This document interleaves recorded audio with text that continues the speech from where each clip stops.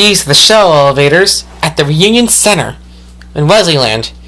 Now, no matter where you're going to in this building, whether it be the Westin Hotel or the Reunion Center, everyone uses these elevators because level 1 is nothing but a transfer point between the shuttle elevators and the Westin Hotel elevators and the Reunion Center elevators. Start off by going down.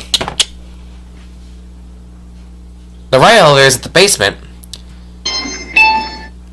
The lobby level is basically the street, but the Reunion Center lobby is up there as well.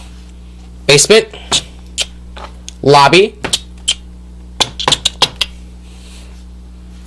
No bar buttons in this elevator.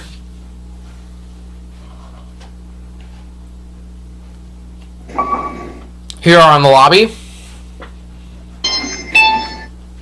1.